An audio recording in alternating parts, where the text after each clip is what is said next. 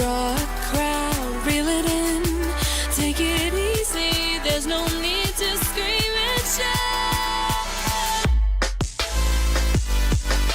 As far as I can see, my heart thinking some of you to leave in peace.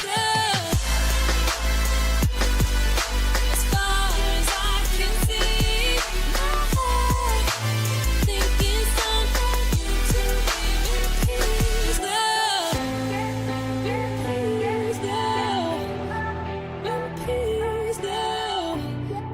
In peace now, in peace now.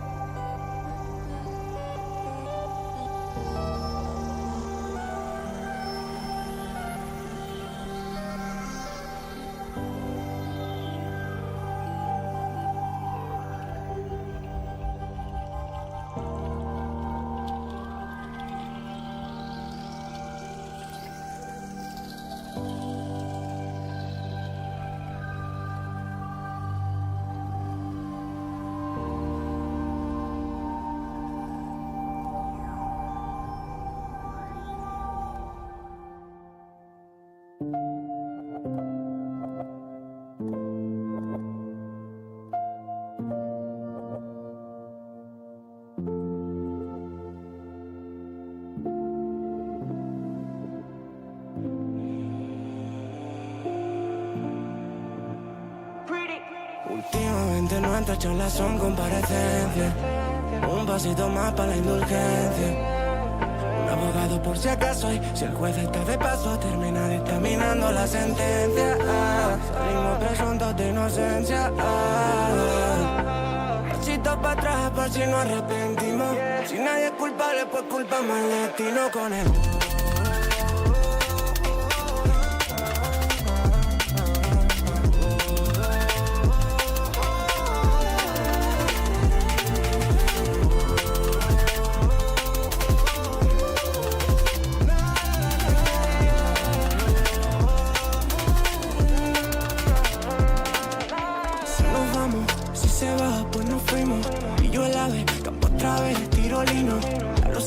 Antes de ayer lo dimos.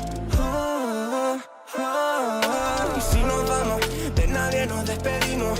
Villa el ave, había un coche que lo limos. No lo saben, pero hace 5 dimos. Nena, por tu forma de hablar, intuyo que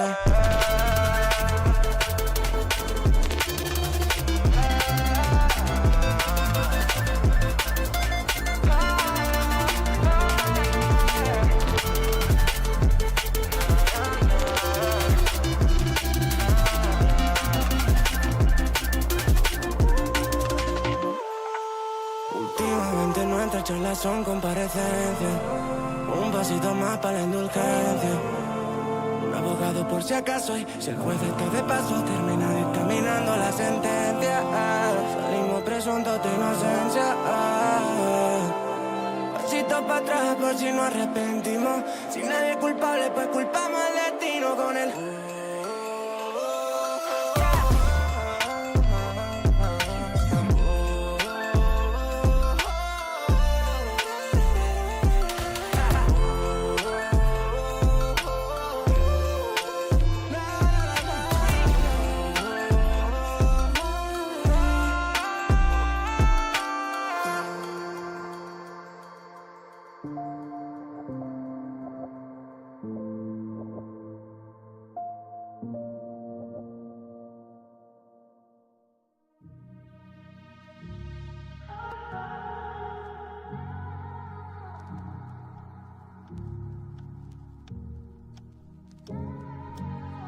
I could be the one you talk to when you're feeling down.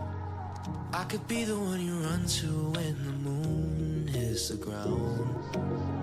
I can say what I'm feeling, but the words just don't come out. If you ever feel lonely, girl, just know I'll come around. 'Cause I've traveled so far just to get to where you are. And I know that you're broken, but that makes you who you are. So pick up the pieces and show me you mean it tonight. I know what you're feeling, I see that look in your eyes. So pick up the pieces and show me you mean it tonight. 'Cause what I've been dreaming is giving you my paradise. Hey everyone, welcome back. I know that was streaming for them. And also, hello everyone on TikTok. Today I'm going to be playing some Yu-Gi-Oh! The Duelist of the Roses. So without any further ado, let's hop right into the game.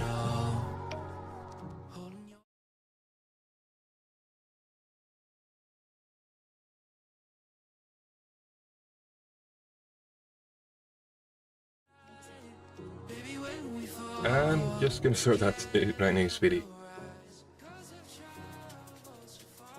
Okay, that should be the music lore. And now, then start the Duelists of the Roses. I've not played this game in God knows how long, so we'll start off with a new game.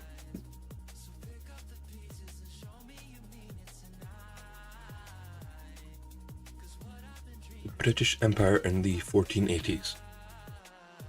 The War of the Roses, a powerful struggle between the House of Lancaster, the Red Roses, and York, White Rose, to decide a royal successor was nearing an end. With the Yorkshires well in the lead, the reign of Richard III was but a step away. And in France, Yugi, Henry Tudor, the last Lancaster heir, was being forced to live a life of exile. The Lancastrian forces were rendered powerless by an ancient card of sorcery well wielded by Seto and his 7 followers, who, known as the Rose Crusaders, serve under the flag of Lord Crawford, a powerful Yorkist nobleman. Lacking a duelist to champion their cause, defeat was imminent for the Lancastrians. In England, duel card games were still at the fledgling stage. Thus, the Lancastrians had to look elsewhere for a duel master capable of facing the Rosercan in battle. With this in mind, Margaret May Beaufort of Lancaster secretly requested a high druid to summon a duelist from another age.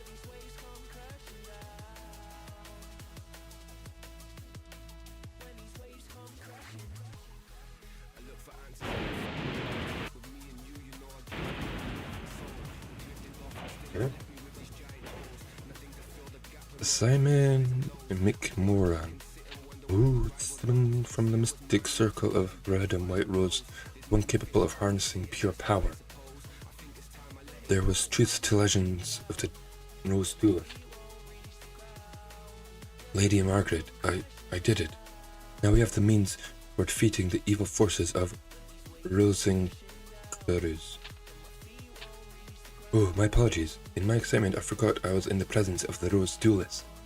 Allow me to introduce myself. I am Simon McMoran, High Druid and Servant of Lancaster. May I be so bold to ask the name by which the Rose Duelist would like to be known?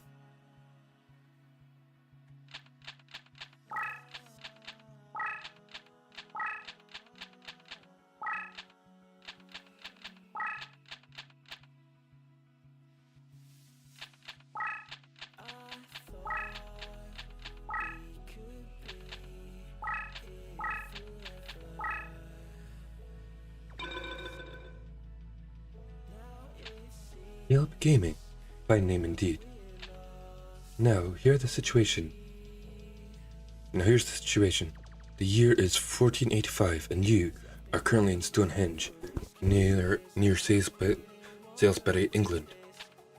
The British Empire is in turmoil, with the House of Lancaster's rightful claim to the throne being challenged by the Yorkist upstart. Power struggle is referred to as the War of the Roses, a name based on the badges used by both sides. A red rose for the Lancasters and a white rose for the Yorkshires. Right now, our kingdom is threatened by the Yorkshires and their wrongful claim to the throne. All because the Yorkshires enjoy the support of the Rose Crusaders and their sorceress white rose card. Using our red rose cards, we summoned you, Yelp Gaming, to this day and age. We hope that your dueling experience would defeat the Rose Crusaders and lead us to victory.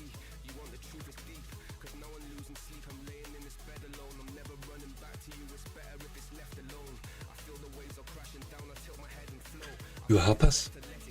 Of course you will. Foolish of me to even doubt where your loyalties lie. Rumour has it that only the legendary Rose Duelist stands a chance against the power of Rosenclarus. We appreciate any help you can provide against them. Before I forget, I should warn you that the rules to duel differ here from those of your age. Here in England, dueling is governed by what is known as the perfect rule. In addition to several minor distinctions, there are 2 major differences. One is the existence of movement or positioning, the other is the deck leader concept. There are 2 aspects of dueling that were lost in the processes when the ancient sport of duel monsters was adapted to card form. The perfect rule represents these lost rules that were miraculously received here in England.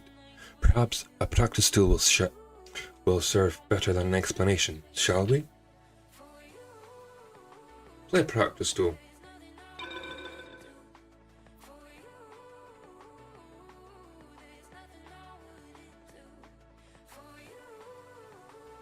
Oh shoot, I forgot to change it on Twitch, but game we're playing.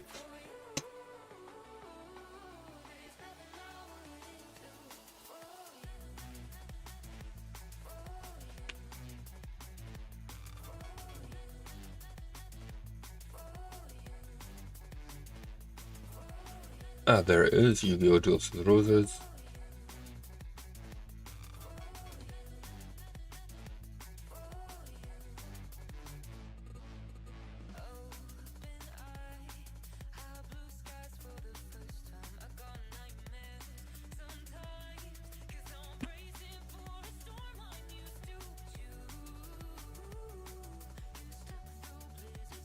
Okay.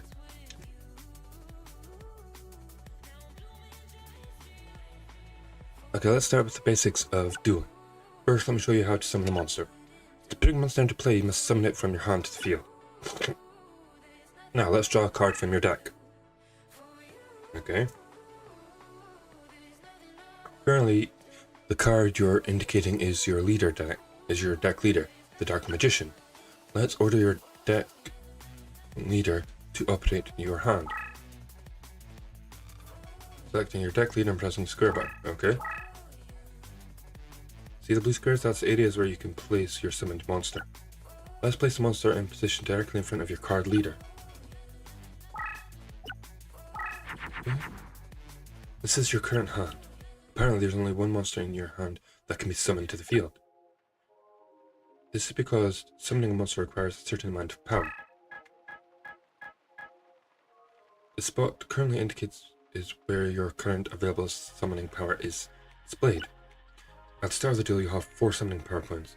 This amount will increase by 3 every turn, and you can accumulate up to a maximum of 12 points. When a monster is placed on the field, summoning power points equal to that monster's level are expedited. Your currently summoning power is a total of 4. Hence, the only monster card you can summon to the field is the level 1 monster, the Celtic Guardian. The dark cards are the monsters that you are unable to summon this turn. Now, let's summon the Celtic Guardian. Okay. Press X button.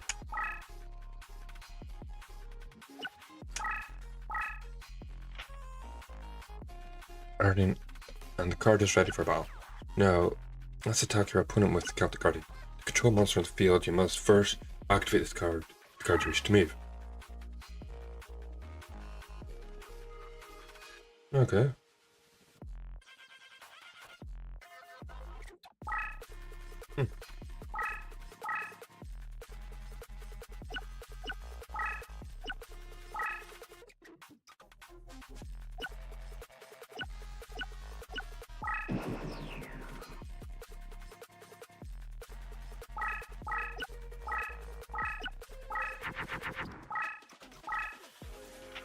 Okay.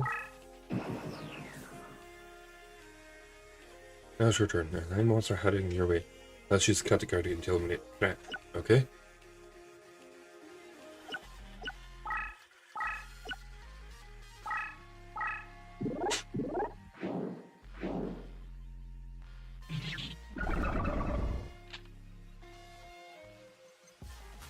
You eliminate your opponent's monster and move one place closer to your opponent's leader.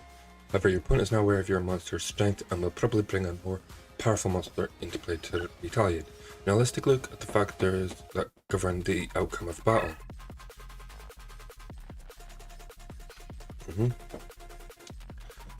Here's how your attack played out. Your Celtic Guardian was in the attack position.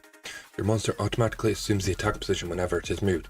The attack position indicates that your monster has either moved or attacked. A monster that does not move and holds its position is said to be in the defense position. Currently, your Celtic Guardian and the opposing Baby Dragon are both in the attack position. The outcome of the battle is decided by comparing the strength of each monster.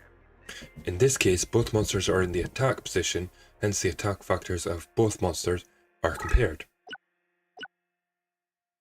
The attack of the Celtic Guardian is 1400, and the attack of Baby Dragon is 1200.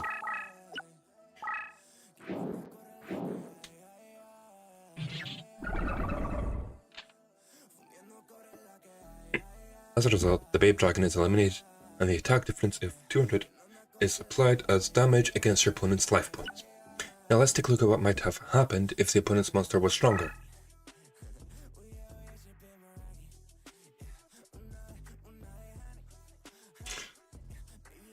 Let's say your opponent had a Komori Dragon in play with an attack of 1500.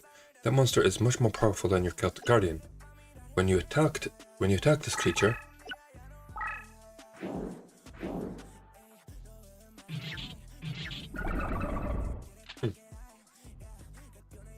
your Celtic Guardian is eliminated and you suffer 100 points of damage to your life points. What if the attacks were equal? Let's say a Winged Dragon Guardian with a Forest one with an attack of 1400 is brought into play. What happens? I'm pretty sure both are eliminated and no damage is given to either. Both monsters are eliminated and neither player suffer any damage to their life point. Now let's take a look at defense position. Hard Armor is a monster with a high defense factor. This card is currently horizontal or in the defense position.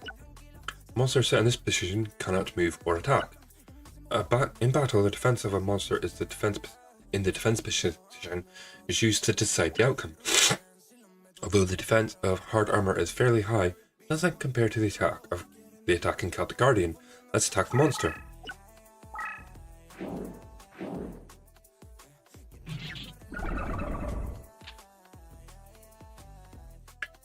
Hard Armor is eliminated. Note that eliminating a monster in the defense position will not inflict any damage to the player controlling the eliminated monster. Now let's see what happens if the defense monster is Aqua Mador. This card has a defense of 2000. What happens when you attack this monster with your Celtic Guardian?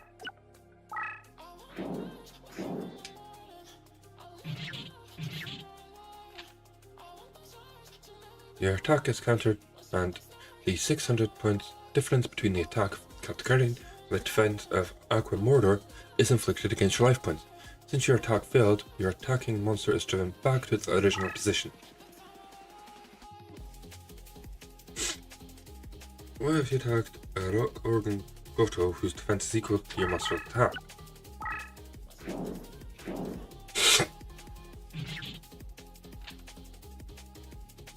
Though no damage is applied to your life points, your monster is forced back to its original position.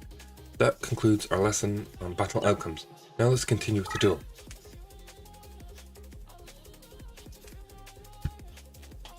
As you recall, your Celtic Guardian successfully moved into position where it could attack your opponent's leader. Your opponent's leader is unsupported and defenseless, leaving it wide open for a direct attack. A direct attack is an ideal opportunity to inflict major damage to your opponent's life points. Attacking leader will result in inflicting life point damage equivalent to the attacking monster's attack factor. Let's try a direct attack. The procedure is the same as setting up a battle between two monsters.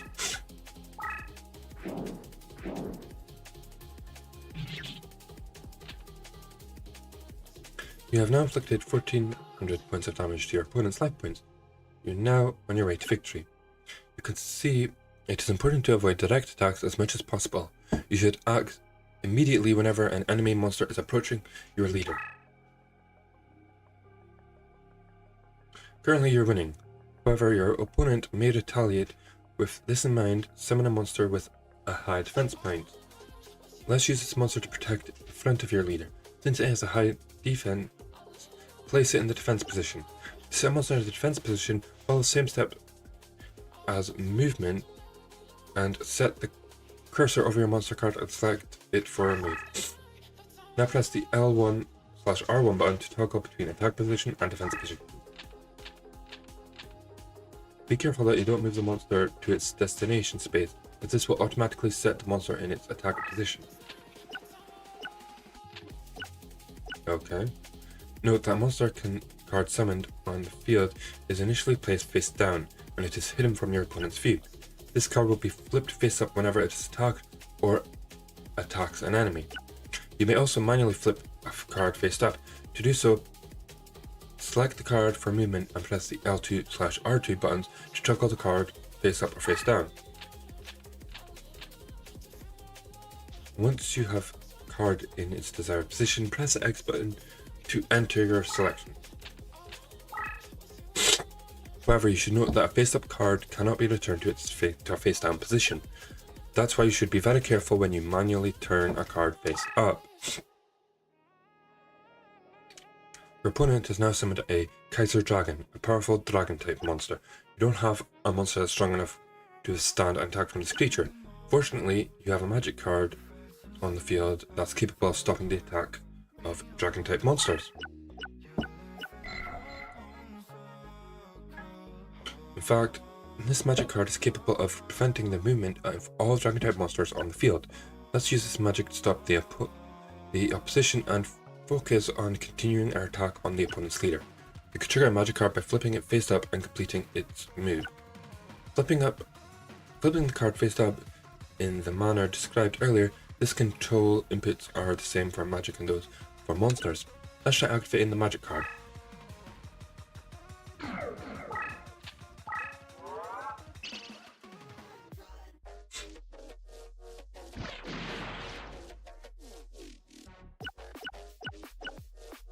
The opponent's monster is being neutralized with the magic spell. Now, let's go after the enemy leader.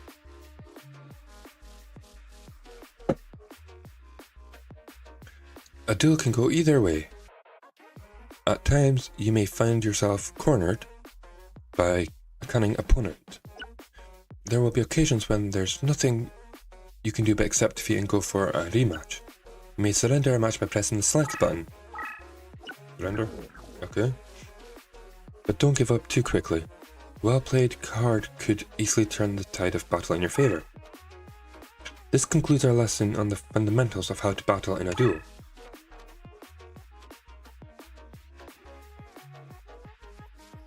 Okay, so that is the end of the test duel.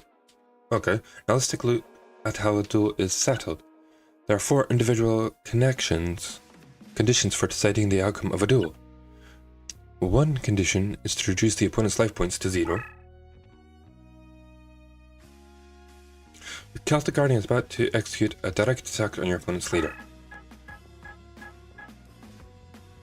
Since your opponent only has a life point total of 1000 points,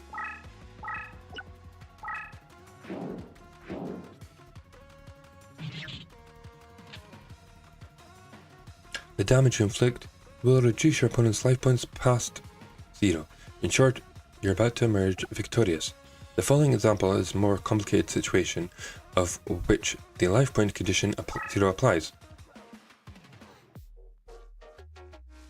In this scenario, the life points of both players are 500 points respectively. Your opponent has a not too powerful needle ball monster in play. However, the monster has a special ability. When the monster is eliminated in battle, it automatically inflicts 500 life points of damage to an opponent. Strength-wise, the Celtic Guardian is far stronger than the Needle Ball. Now, let's take a look at what happens when you attack this monster.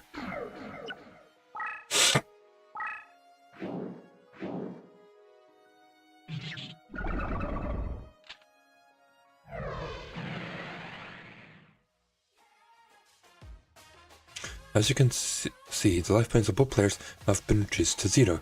The result is a draw match. In this manner, the outcome of the duel is decided after all the triggered effects have been taken into account. Be careful that you don't get dragged into a draw when you have a good chance of winning a match. Another condition that decides the outcome of a duel is the occupation of summon areas. The areas indicated in blue wherever you attempt to summon a monster is called Summons Area.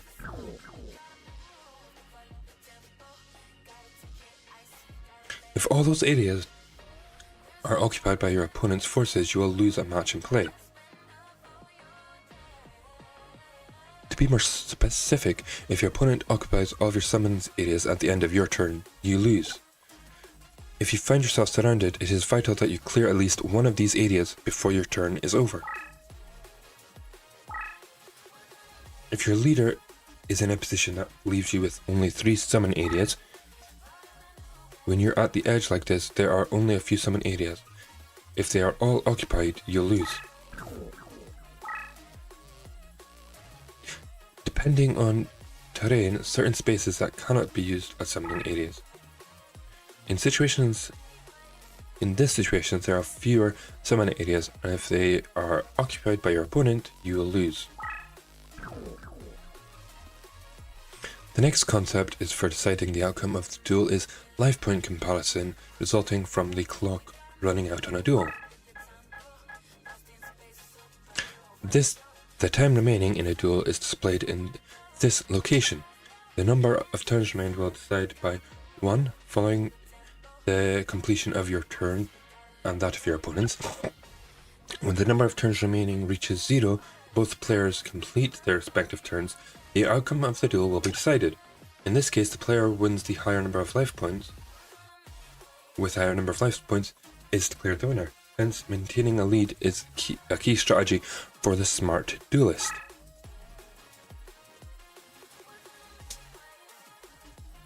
The final condition for winning is unleashing the power of the Exodia, the Forbidden One. It is said that somewhere in this world there are 5 very rare cards known as Exodia, the Forbidden One, and its 4 forbidden limbs. Individually, these cards are weak due to the spell that binds them. However, once those spells are broken, an unstoppable force is unleashed. To release Exodia from the binding spell, the following steps are required. Exodia the Forbidden One.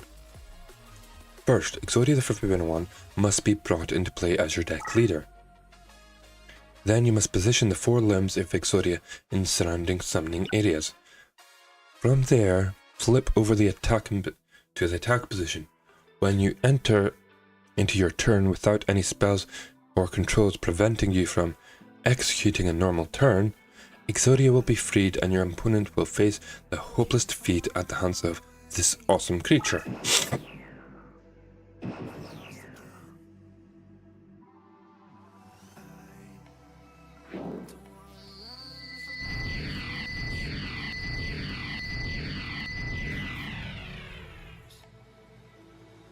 This concludes our lesson on victory conditions.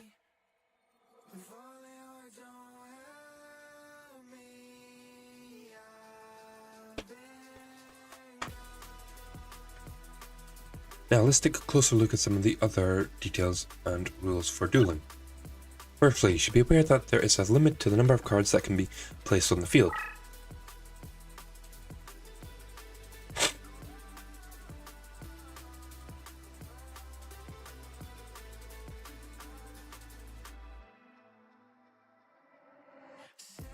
Your situation is where several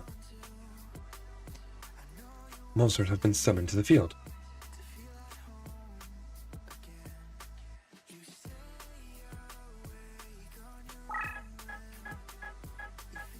Okay, this display shows how many monsters you can have in play on the field at the moment. Each duelist can only place 5 monsters respectively on the field. Any attempt to summon a monster that exceeds the aforementioned limit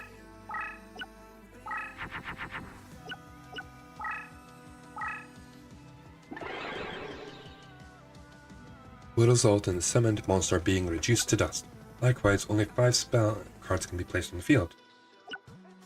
You should take care to leave your summoning areas open so you won't find yourself in a situation where you're unable to play a key card. Now let's talk about the consumption and recovery of summoning power points. Summoning power points are required in order to summon a monster to the field. At the outset of a duel, each duelist has 4 summoning power points. Hence, bringing in a level 4 monster into play at the start of a duel.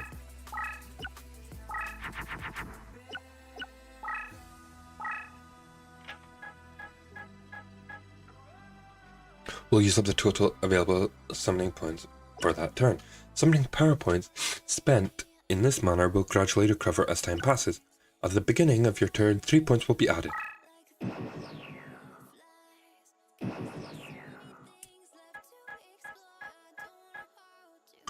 Points that are not expanded will continue to be accumulated. However, you will not be able to accumulate over 12 points. Even in situations where the addition of points would exceed 12 points, you will not gain beyond the amount.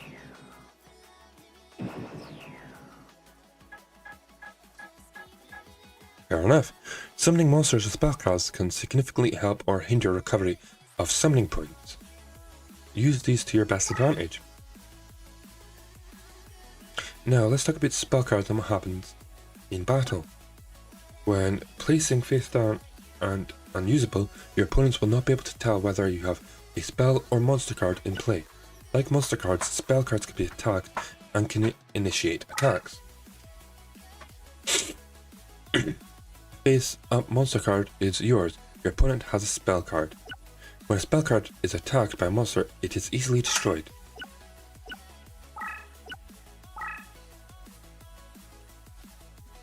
Although a spell card can be easily destroyed, the attacking spell card will never result in damage to your opponent's life points.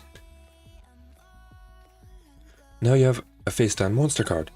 In a monster vs monster battle, face down monsters were turned face up. Here's what happens with spell cards. As you can see, the spell card is destroyed, but the monster card remains face down. As a result, the spell card cannot be used to discover the identity of a monster card. The only way to do that is to attack with a monster card. Makes sense. Let's see what happens when a spell card is used to initiate attacks.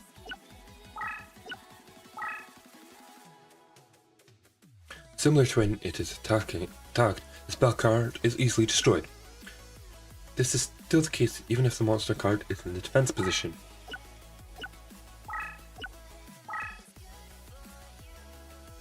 The spell card is destroyed. Let's see what happens when you use a spell card to initiate attack against an opponent's face down monster card. Although it can't be verified, the card being attacked is a face down monster card.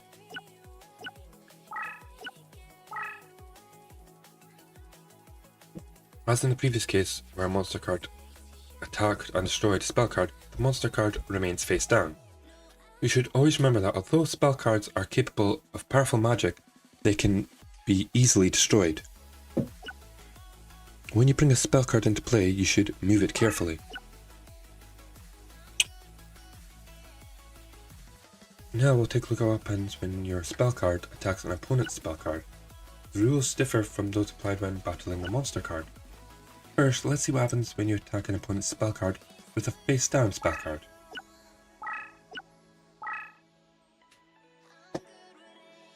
In this case, the attacking spell card is destroyed and the attacking spell card in this case, the attacked spell card is destroyed and the attacking spell card succeeds in penetrating your opponent's defenses. Indicating an attack with a face down spell card will let you avoid having the card turned face up when you wish to avoid it. The fundamental rule is that spell cards cannot turn an opposing spell card face up in battle. Let's see what happens when a face up spell card attacks an opposing spell card.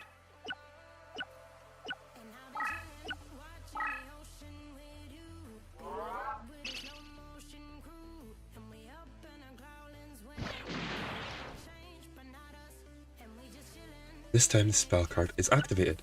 It's important to remember the conditions for activating a magic card. The magic card is activated when it has completed its move face up. Hence, regardless of whether a battle occurs, the magic card is active since it's completed its move face up.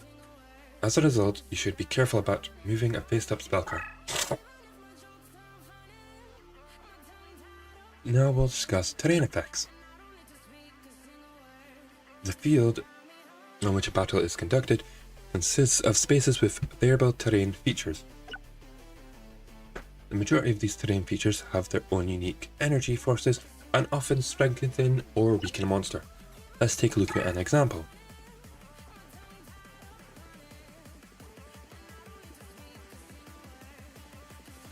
Right now, the Celtic Guardian is in a space where the terrain has no effect whatsoever on the card. The result is that both the attack and defense factors remain at 1400 and 1200 respectively. Now let's move this monster card to the meadow space.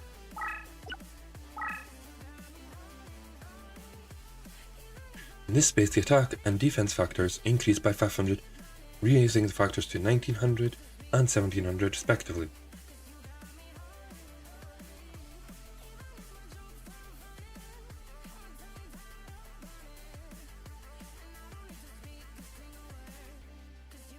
In this space, the attack and defense factors Since the Celtic Guardian is a warrior type monster, it has the advantage when occupying meadow terrain. Since the Celtic Guardian is a warrior, in this manner, whenever a monster is favoured terrain, 500 bonus points are awarded.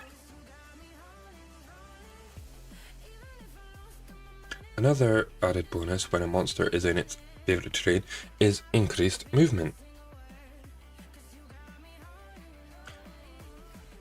If a monster starts its movement in favourable terrain, the monster can move up to 2 spaces. Monster card with increased movement capability is noted in this area. When a monster with this mark is toggled to move mode, the card increased movement area is displayed in this manner. Please note that a face down card is not awarded terrain bonus. This time the Celtic Guardian face down. Let's try moving the card. As you can see, there's no movement bonus awarded despite the fact that the monster card is located in a favourable terrain space. Now let's turn this card face up.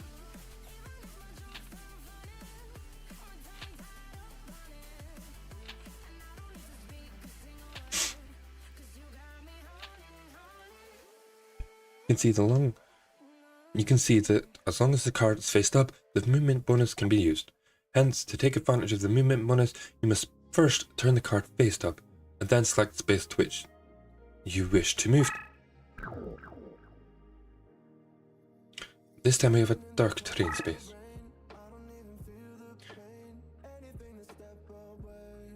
Garsamithe is a fairy type which is not suitable for dark terrain. When not affected by terrain, the Gyako Megami card attack and defense factors are 1800 and 2000 respectively. Now let's move the card to an unsuitable terrain space.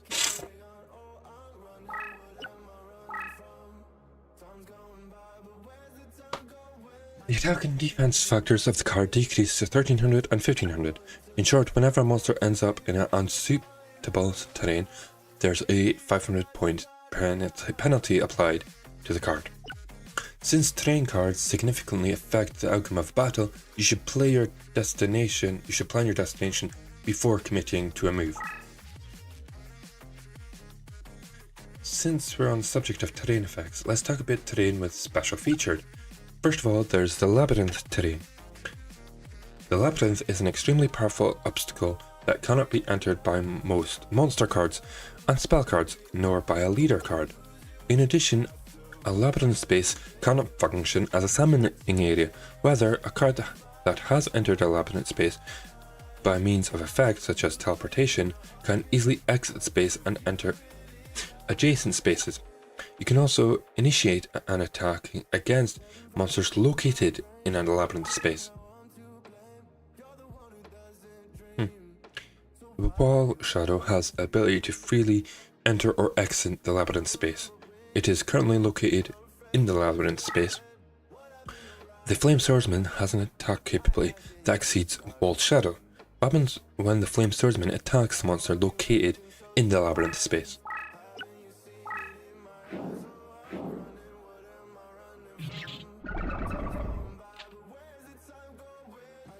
As you can see, the opponent monster is destroyed. However, Flame Swordsman cannot enter the labyrinth space. Aside from certain monsters, labyrinth is a space that can never be entered, making the space ideal for preventing an advance. Use it wisely. Crush terrain can be entered with no resistance, have no positive or negative effects on most monsters. However, this area is infected with a plague that will attack and destroy powerful monsters. Specifically, any monster with an attack of 1500 or more will be immediately destroyed under any one of the following conditions. Monster is summoned in the crush space, moves into a crush space, is located in a space that is transformed into a crush space, or is in a crush space when either you or your opponent's turns ended.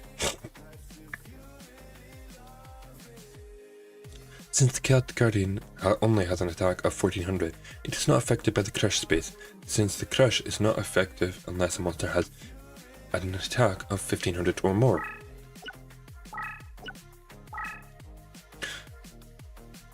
On the other hand, the Flame Swordsman has an attack of 1800 that will affect the crush, activate the crush.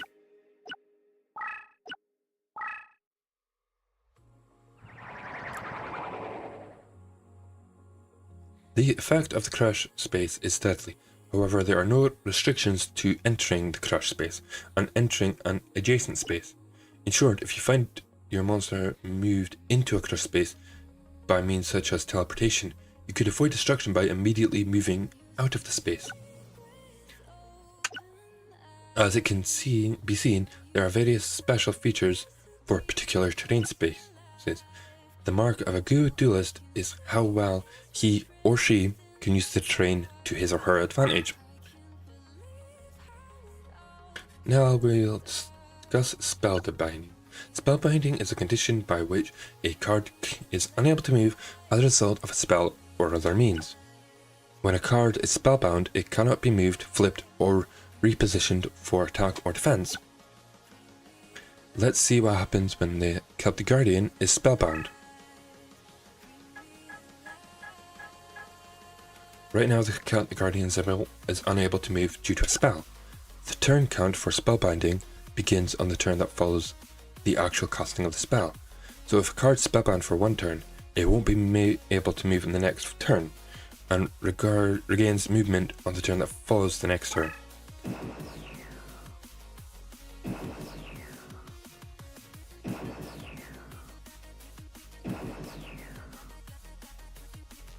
These are situations in which the spellbinding can last more than one turn. In fact, there are very dangerous conditions, eternal spellbindings, which doesn't release the spell card, the bond card, no matter how many turns may pass. At the moment, Celtic Guardian is held in an internal spellbinding. Under this condition, the Celtic Guardian will not be able to move no matter how many times you declare that your turn has ended. Instead of the number of turns remaining until the card is able to move being displayed, an infinity mark is displayed instead. It is very difficult to break an internal spellbinding. There are only a few monsters and spells that have the capability to free the spellbound monster. Aside from the aforementioned, the only other way to free a monster from its spellbinding is to destroy it. Now let's take a look at the most common form of spellbinding, an attribute binding.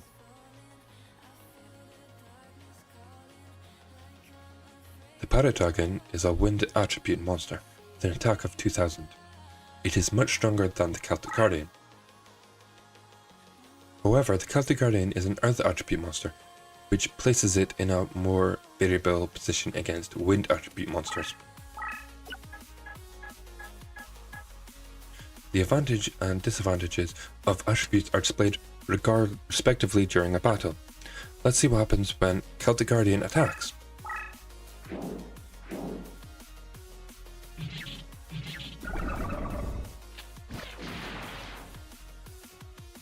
The weaker Celtic Guardian is destroyed. However, the opposing Paradragon is now spellbound for one turn. In this manner, a monster of lower attribute that survives the battle is spellbound in the turn that follows. This rule also applies even if both monsters survive the battle, as in cases where the monster is unable to destroy an opposing monster with higher defense factor. Attribute differences can be effective when using a weaker monster to render a stronger monster immobile.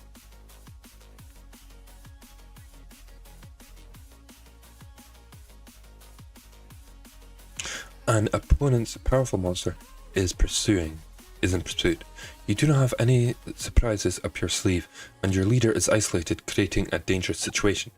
Even under such desperate circumstances, a good duelist will bide for time, believing in the summoned monsters and the chance of drawing a card that could turn the tide of battle. Your belief in the luck of the draw could be the key to winning a battle. Among duelists, the belief is referred to as the destiny draw.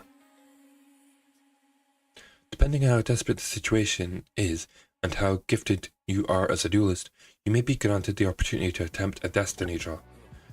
It looks like victory may smile on you. This is your chance to draw the card that could turn the tables against your enemy.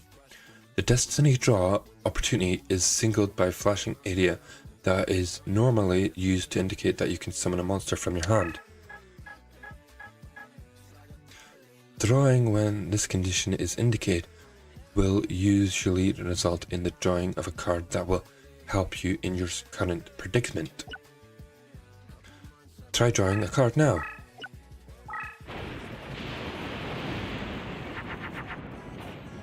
Take a look at the last card you drew. The card on the far right should be the card that will bail you out of your current situation. Using this card wisely, it will help you overcome your desperate situation. However, you should remember that destiny draw depends on luck and only occurs once in a duel. When it might happen is anybody's guess. All you can hope for is that Lady Luck smiles on you when you need it most. And that won't happen if your hand already consists of 5 cards. If that is the case, all you need to do is reduce your hand in the following turn in the hopes of triggering a destiny draw. Of course, if your deck is low on cards, there will be no destiny draw. Luck is an important element to victory. Even the best duelist could lose without the aid of Lady Luck. All cards are deeply bound to the duelist. Your experiences is a vital key to strengthening the power of your deck. An indication of this is provided by rank, a record of cards performed throughout all your duels. A high rank card will demonstrate with a special power unique to its nature when the card becomes a leader. Take a look at Dark Magician ranked Field March.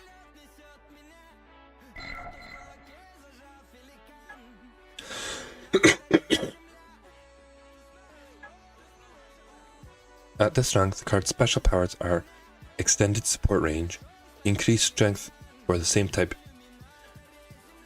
friendlies, and weakness specific enemy types. Let's take a look at your opponent's leader.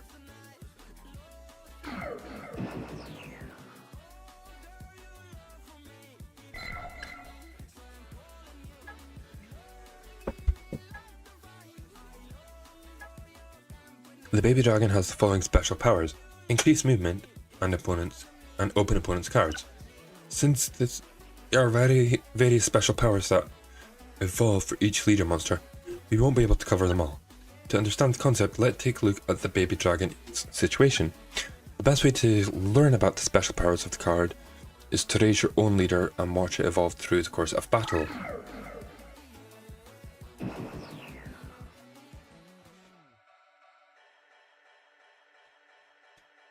Baby dragon has the power to turn any approaching enemy card face up for opponent viewing. Your Celtic Guardian is currently face down near the enemy leader. Move the Celtic Guardian towards the leader.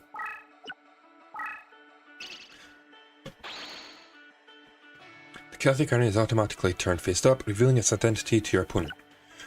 This effect will also flip face down spell cards to the face up position. This is just a sample of the special powers that leader has.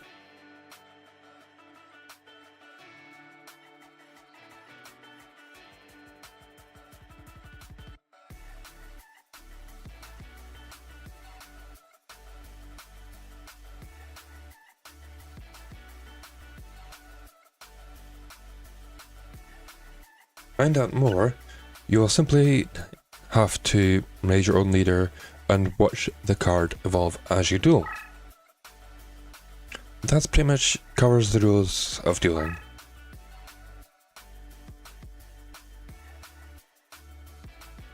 Okay. Now, how long have I been live for? Let me just check Twitch.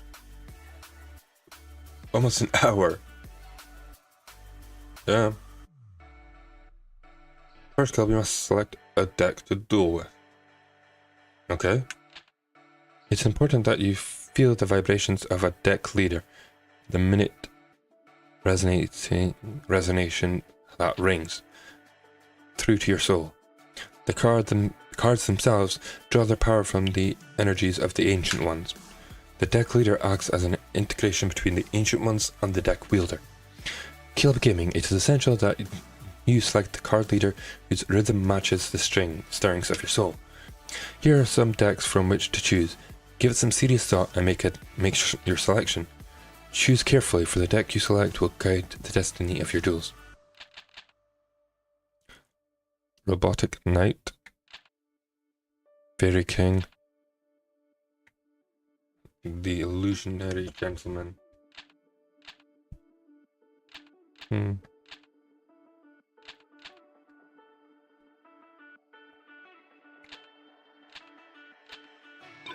know what, I'll go for that one. Ah, see, you've selected your deck. So that's the effect of the Celtic Rose cards. Looks like there is some truth to the rumors that the Red Rose cards are capable of time transmission. Who's there? It's been some time since the Battle of Barnard, old one. Rosarigan, what brings you here? Only a member of the Rose Crusaders may call me by that name. If you may recall, I told you once before that you may only address me as Seto. Or does memory fail you, old man? And you must be the dreaded Rose Duelist. I must admit, there's a certain aura of power emanating from you. I believe an introduction is in order. I am Seto, the leader of the Rose Crusaders. There are members of our little group who prefer to call me by the name of C. Rosenkunruz. Ask you again, what brings you here, Seto? Mind your manners, old one. What else would bring me here? I've come for the Red Rose cards.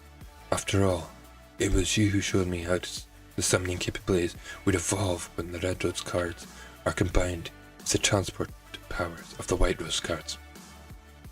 You aren't thinking of attempting the forbidden Rose summoning? If so, then the Red Rose cards must never fall into your evil hands. Card sorcery taps into the powers of the Ancient Ones.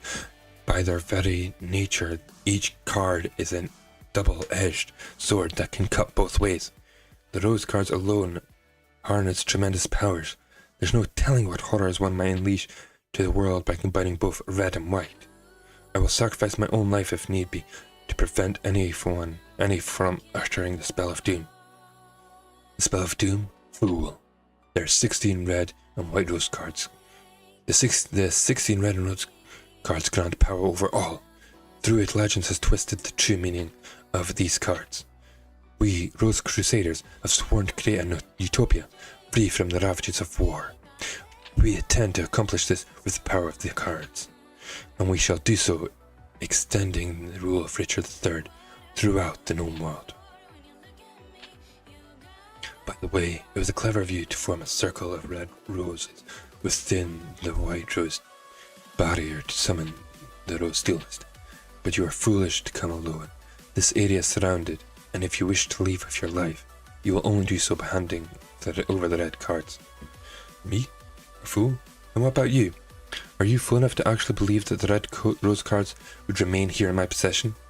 Right after the summoning, I had the cards dispersed among the best duelists to keep them from you. Keep them from your tainted hands. Then you leave me with one option. I shall enlist the aid of your precious Rose Duelist. You take leave of your senses. And you speak too soon, old man. Heed my words, duelist. If you wish to return to your precious time period, you will require the 16 cards of the red and white roses. The red and white positions must be laid out in reverse of the summoning order in order to send you home. You know the spell? Since you need the 16 rose cards just as much as we do, I propose a partnership. Help us gather the cards, and I shall guarantee your return after we've achieved our ultimate goal. An absurd proposal. Do you think that the Honorable Caleb Gaming would even lend an ear to your ridiculous proposal? Can you be so sure, old man? Let me see. Simon sizes 8 of the red rose cards, while my side, the Rose Crusaders, have possession of the 8 white rose cards. As the number indicates, or even simple arithmetic indicates that you could side with either of us. But I'm sure you'll take into account that who's winning the war. After all, who's desperate enough to summon you in the first place?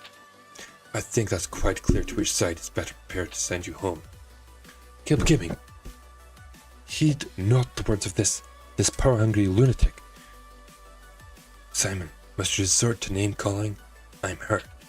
I tell you what, why don't we leave the decision to our dear duelist? After all, Simon, the duelist's future is not for us to decide, is it? Well, yes, but... Splendid! In keeping with the tradition of the old Temple Guardians, I offer you a choice, duelist. Here are 2 roses. The white represents me and the red for old Simon here. For the sake of justice, choose the red rose. Stand by my side, duelist. Choose the white rose.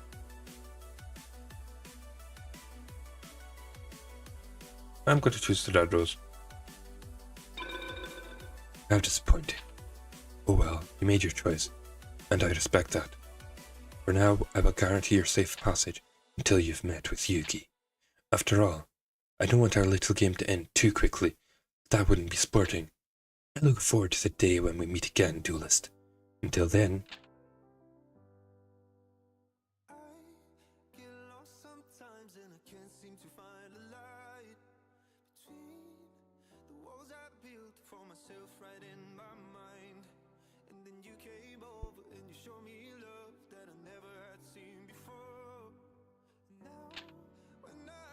Caleb Gaming, I present Prince Yugi, the last prince of young Lancaster, a true Welshman, and the hope of we who call ourselves Celts. My lord, may I present Caleb Gaming, Thrall's duelist. You serve us well, Simon. My mother was wise in summoning you from Scotland. You honor me, sire. Duelist, I am Yugi. Actually, I am Henry Tutor. Henry Tutor is my name, but I find it tiresome. You may call me Yugi. I'm sure Simon explained our situation, but it's only right I request your services myself. I need you to return to England and put an end to the threat of the Rose Crusaders. Their white rose cards form a barrier that prevents my armies from setting foot on British soil. Although we Celts have the red rose cards, we are but inheritors who are unable to wield their full power. In the hopes of reversing our fortunes, we gambled on a duelist led on a druid legend that spoke of a rose duelist. According to the same legend, one must use a deck whose cost is a lower than opponent's to capture a rose card of another color. I believe this is important that you keep this in mind. The cost of your deck should not exceed the cost of your opponent's deck. I would like you to note that our resources have been preserved to the limit, have been pressed to limit, requiring us to invade England by August. My troops will land in Milford Haven, Wales, and march on to face the enemy at Rotsworth Field. Having all of the Rose Crusaders out of commission by this time would be ideal, but as that might provide difficulties, any reduction of their forces would be appreciated. Right then, let's part companies and unite in Bosworth. Simon will provide you with details as to where and when we'll meet once more.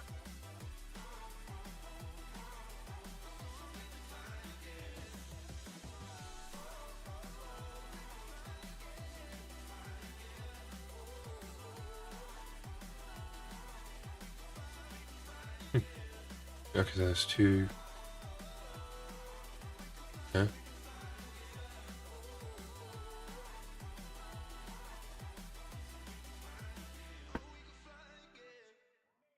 Okay, I'm going to take a quick break and I'll be right back soon. I gotta feel it. Where it's at right now. I gotta feel it. Gotta feel it. There's something about your eyes.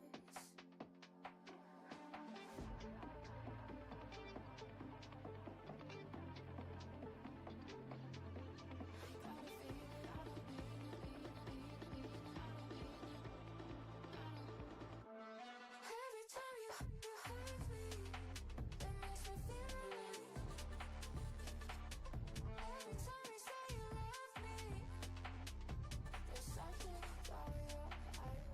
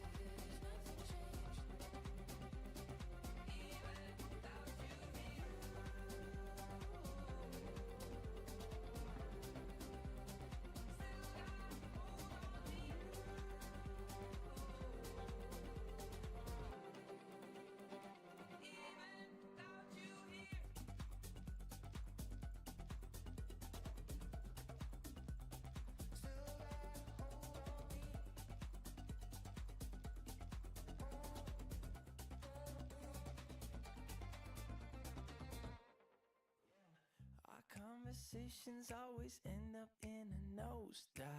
Can't see it ending any differently this time around. Okay, I'm back.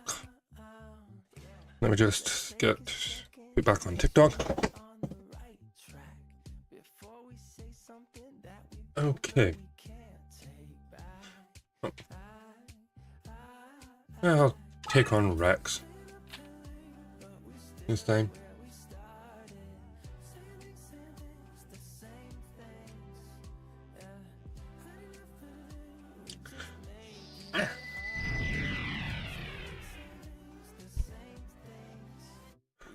Yeah.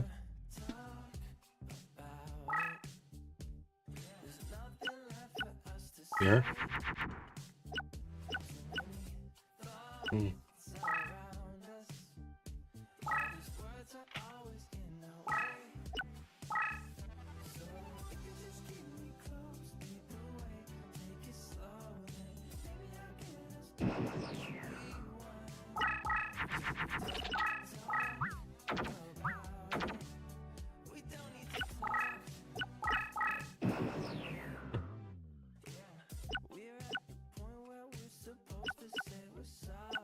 Okay. So summon here.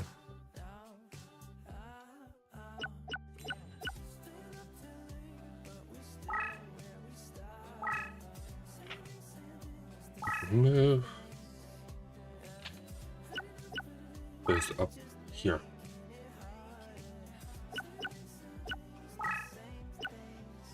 We don't need to talk about it. There's nothing left for us to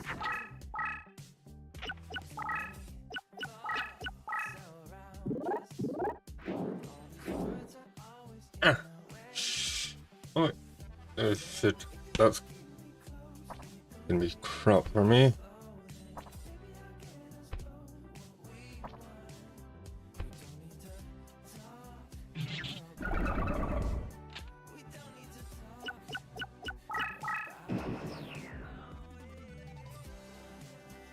Okay, so we've got. Okay, so some monster here.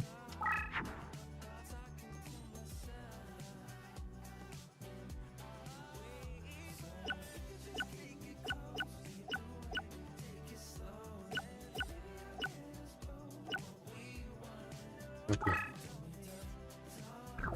Okay, not there. Here.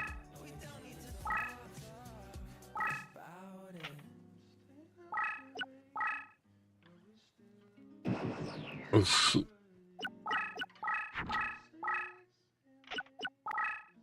Should have made that one.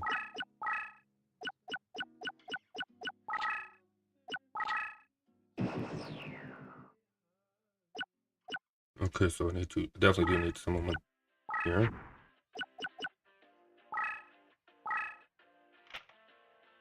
Up some move.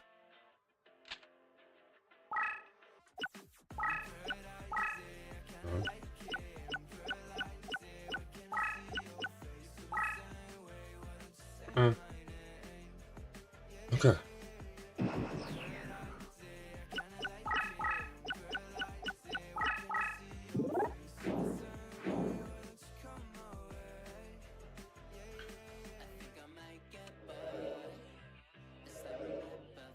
That does fuck all to my life points, which is great.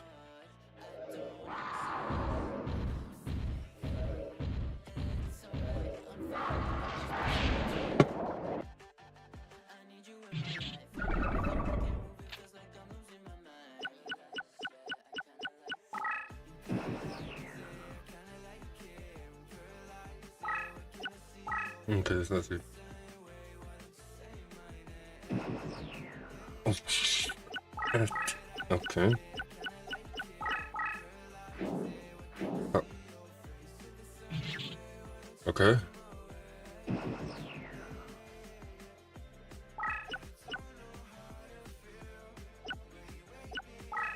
Okay, so move right there.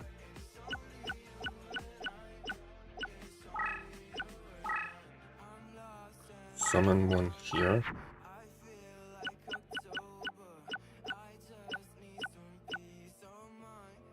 Spirit of the Wind. Come in and change. Oh no, no. Change the defense position. Okay.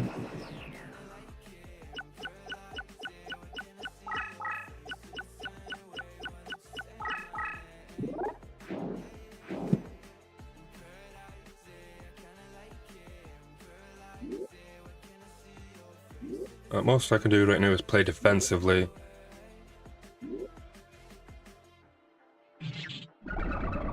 To limit the amount of attack points damage I get given. We've pressed R1 and it pulls up the graveyard to see what face down card was.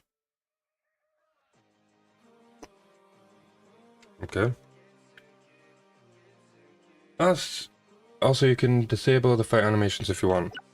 Okay, it's been a year since I've played this game, so I'm still a bit... I'm still getting back into the hang of things with the game.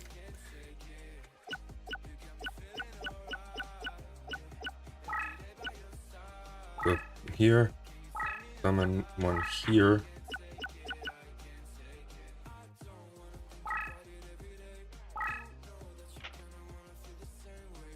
Move. Defense done.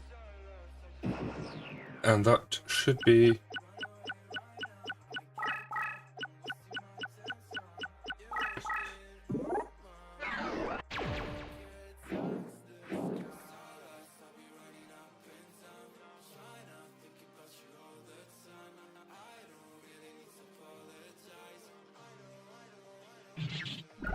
I'll say welcome to the stream, Alien Reach.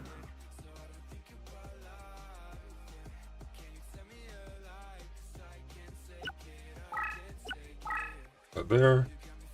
Summon one here.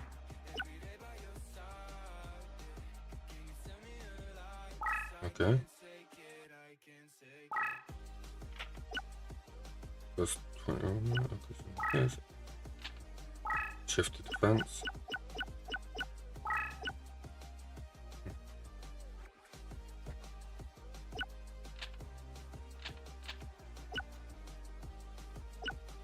Okay, so keep it face down, go here. And shit. Man, I didn't mean to do that. Oh well.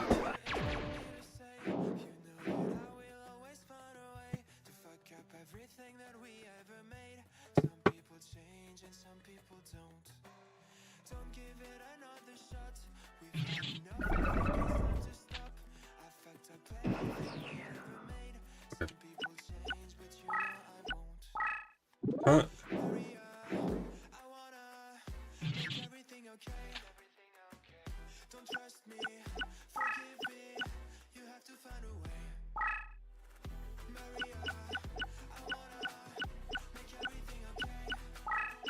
We got here.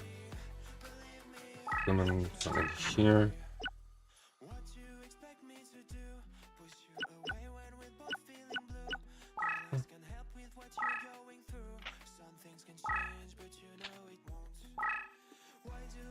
Okay.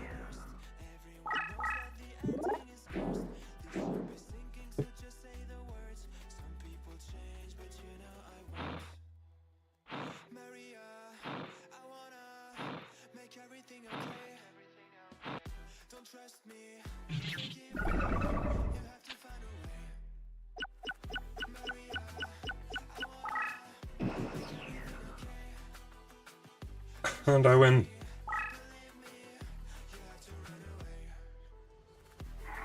That was fairly easy. Graveyard slot machine.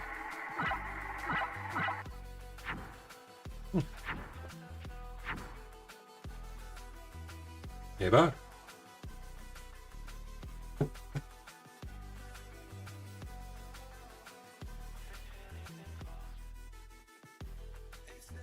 What? Me lose? I don't believe it.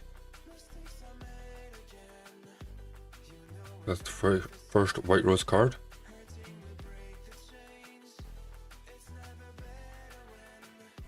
And it gives us access to 2 more.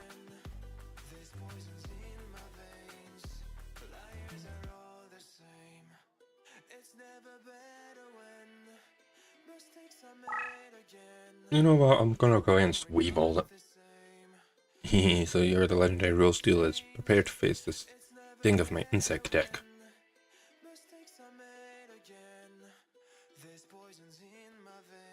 Okay, Weevil.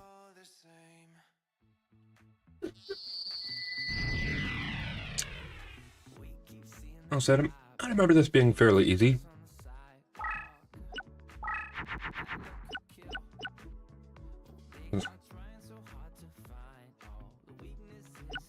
Okay, let's end up in Rogue Dawn.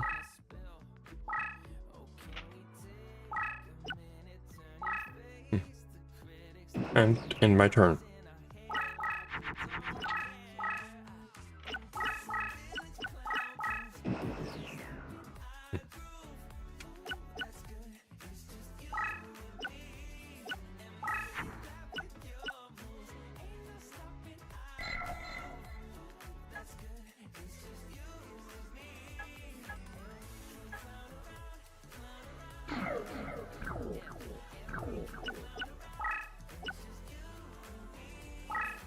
Okay.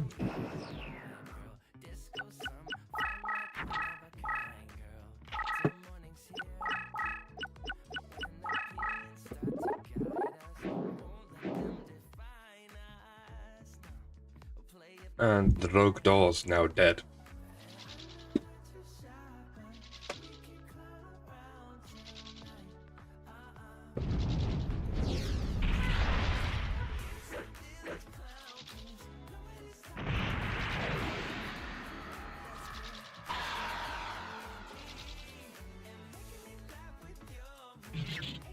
Which honestly sucks.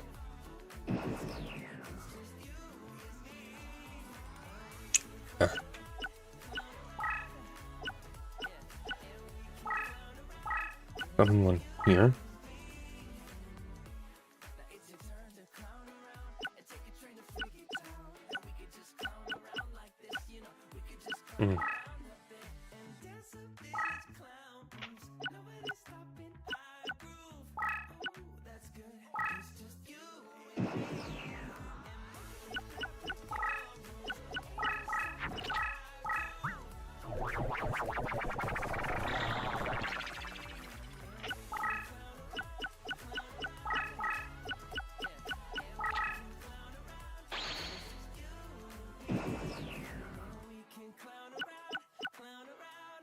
A summon here.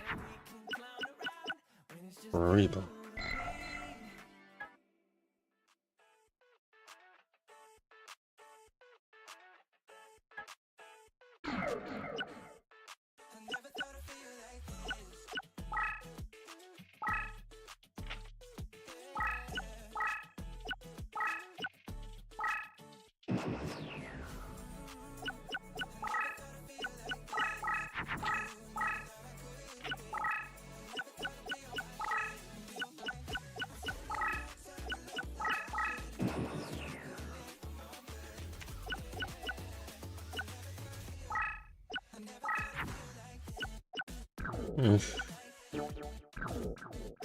Move this here, this here, and turn.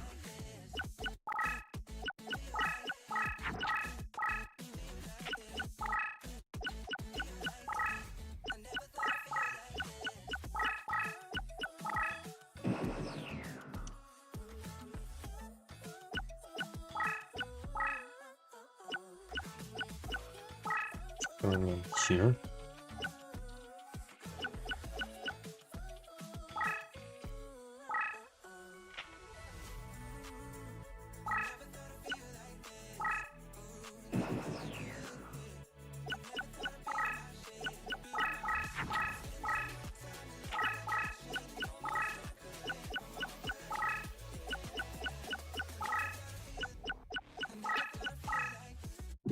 Okay. Shit.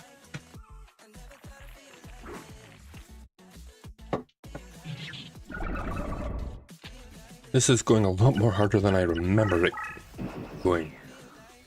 Remember Rex being a lot more difficult. You know what? Oh, damn it.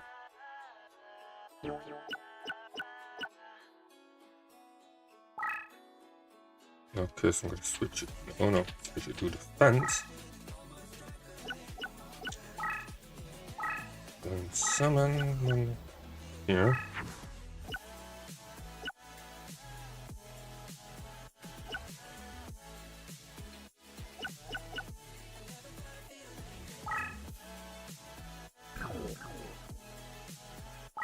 Okay, so summon this here.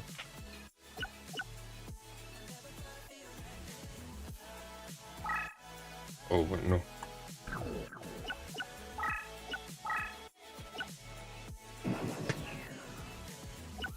Okay. What's going on now?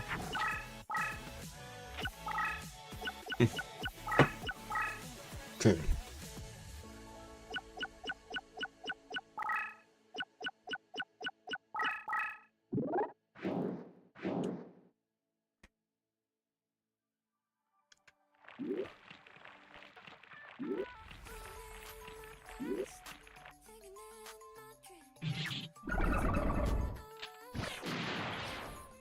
Yeah.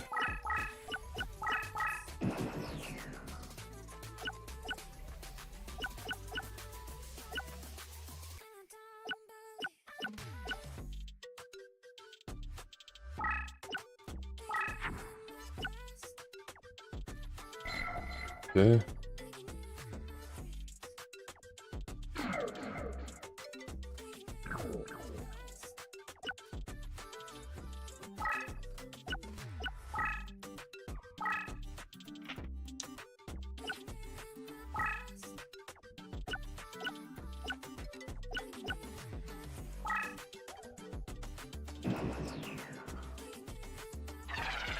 Oh god. This is going to be very difficult for me. Oh well.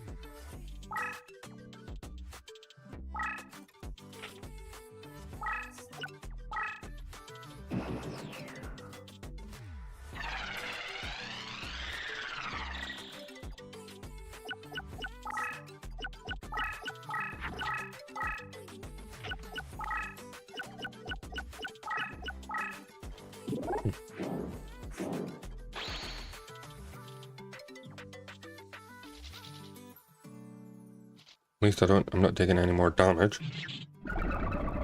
Thank God for that.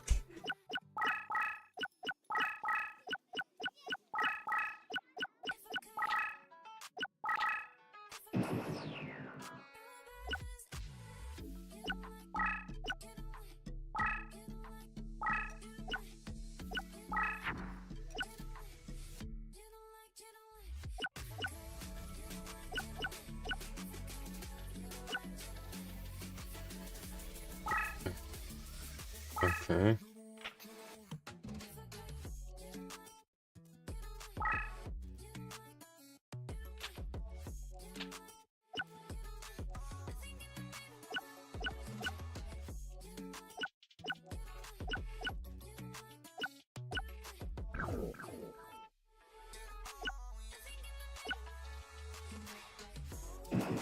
Okay, I'm gonna.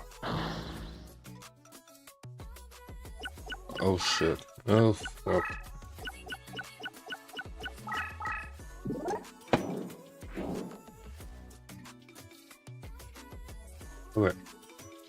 Good.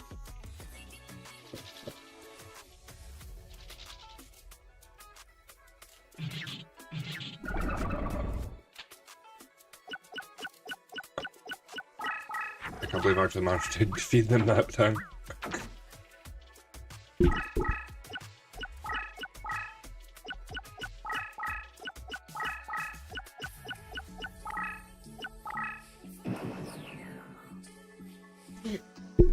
Emo ver-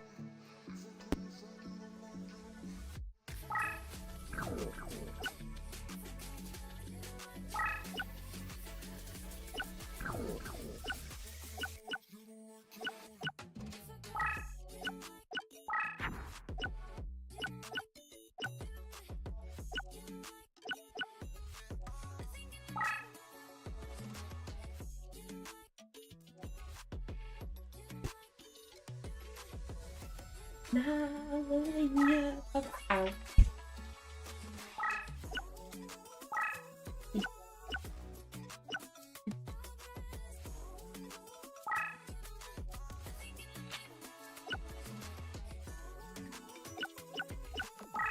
Oh, hello there. Easy.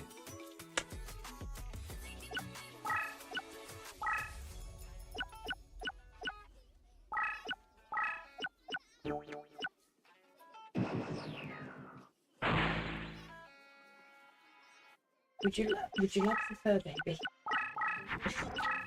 I think the fur baby only wants to use me to get down. Well, my magical ghost is dead.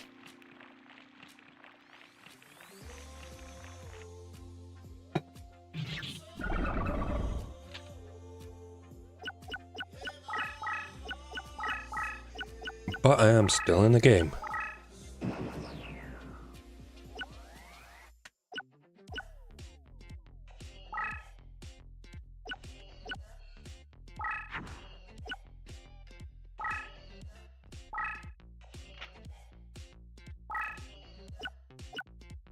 Don't play with the mic, Willow.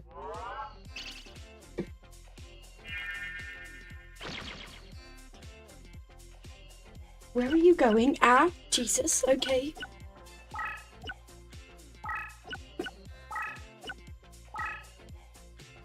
Um.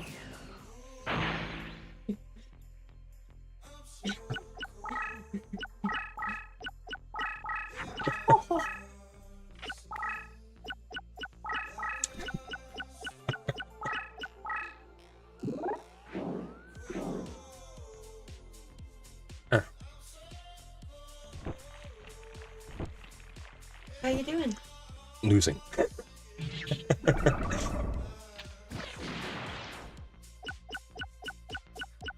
And do you want to know what's funny here? This is the weakest of the first two opponents you can choose from. Right. Do you get to pick your deck, or is it predetermined for you? You get to pick your deck, yes. Oh, wow. I thought you'd be able to pick better. You get to pick out of 3 starter decks. Oh. Oh, you could have said that.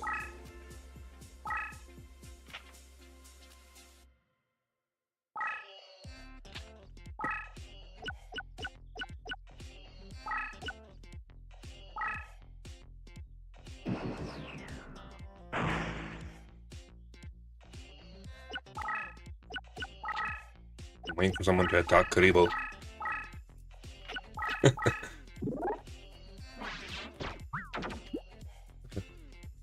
Oh. Okay.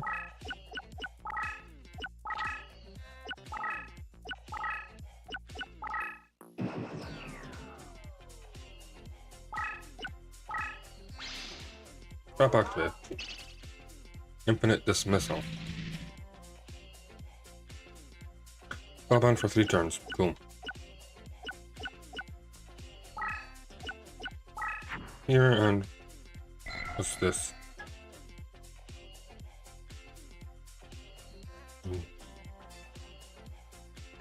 Okay. And a lot of mine are dark ones. Okay. If I put here. Go here. Yes. Summon.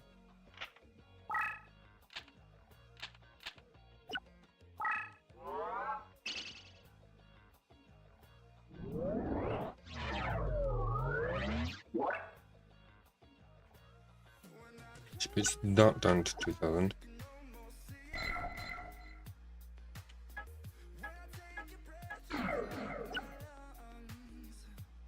Okay, so there's some good, at least.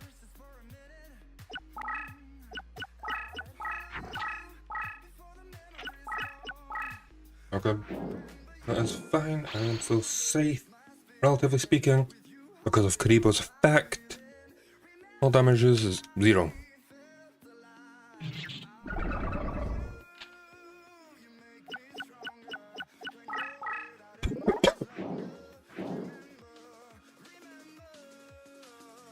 Oh wait. Please tell me I put it in defense. Thank God it was in defense.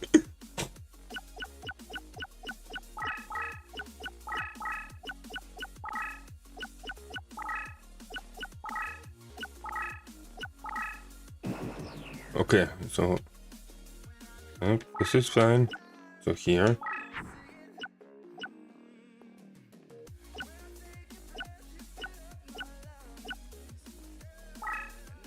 Fine.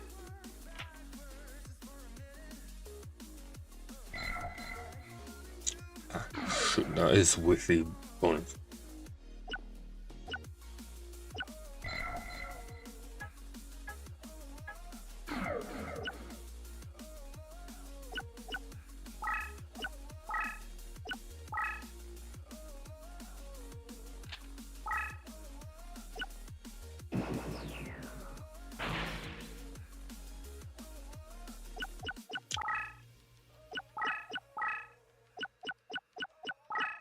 Okay, that's okay, that is fine.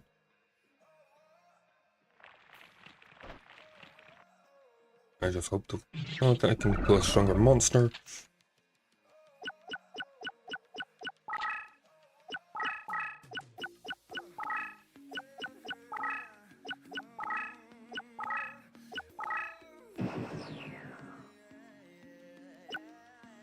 I'll move over here. Summon here. And I managed to pull a stronger monster.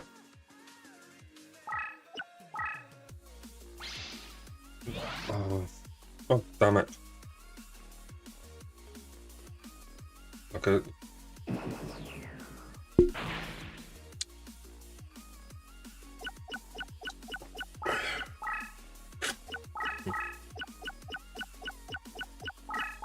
Shit.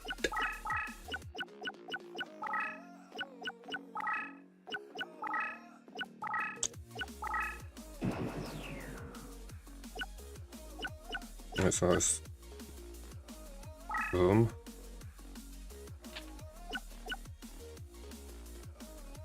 Attack. Still in a dark space, so that should still get me ahead.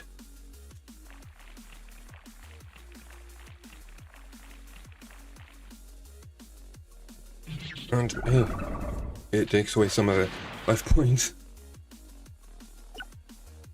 Now I can move here. Summon a monster here. Oh wait, no, summon a monster here. A 3-legged zombies. Okay, that's 2000. But 1500 attack naturally.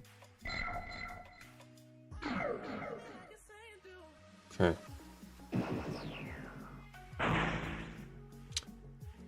I should still be much more powerful than the insect. Okay.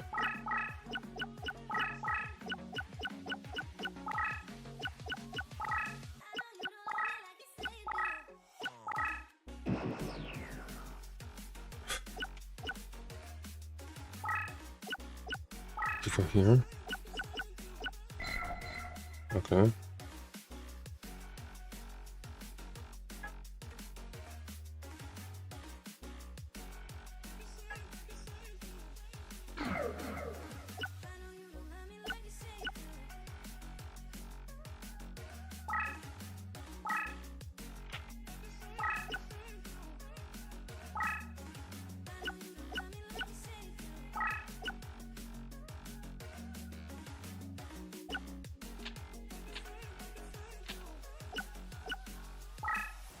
Oh. Shit.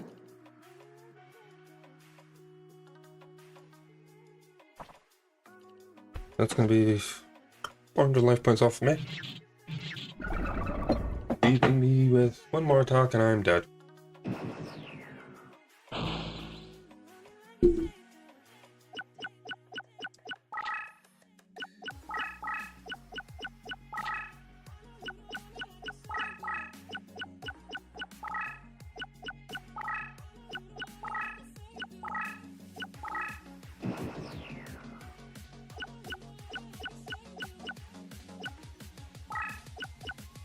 Here and 13th grave.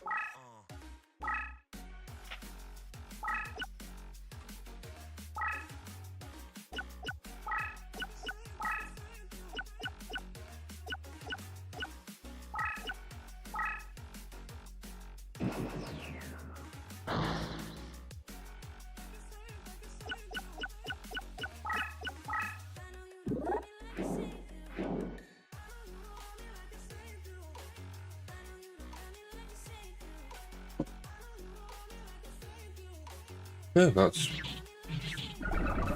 great.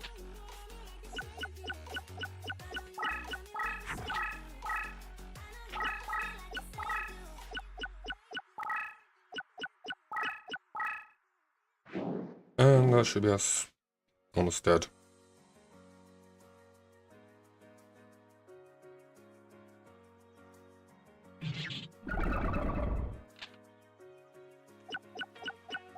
$250 life points left. Well, shit.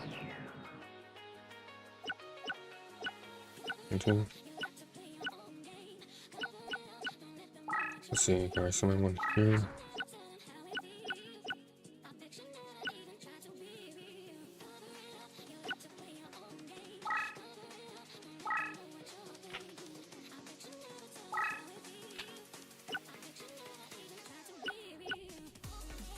And no.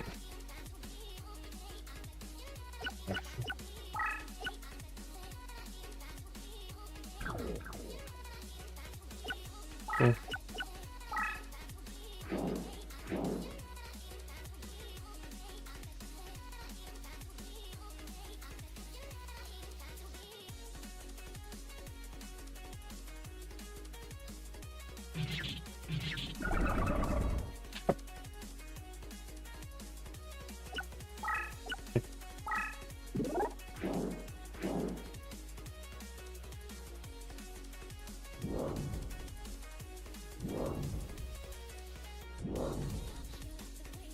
Either way, I'm just gonna lose. So, I will lose by picking the fight.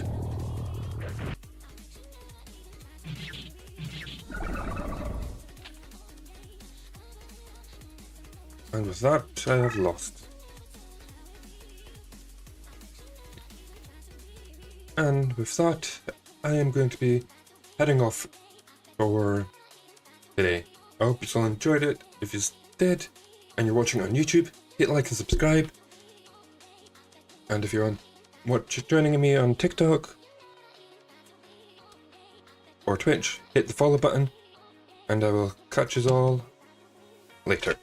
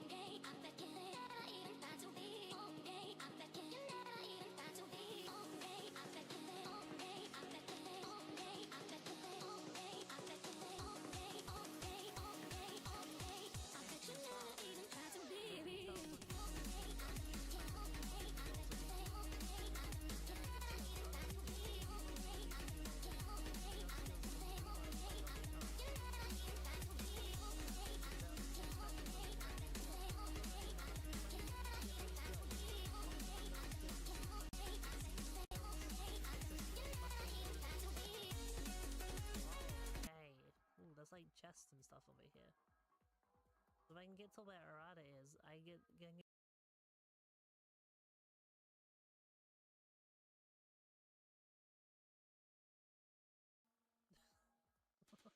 Ah!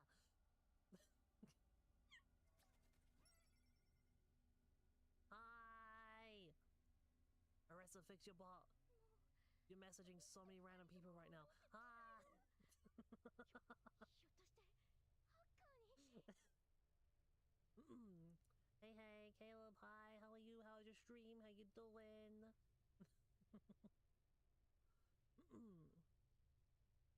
Where are those who go?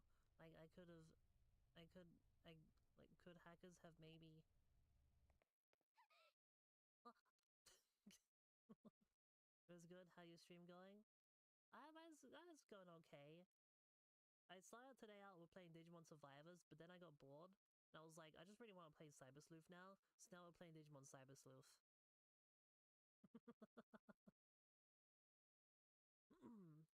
Send it to that channel too. Yeah, fix your bot. You keep sending it to the Raiders channels. It's supposed to go to my channel. Fix it.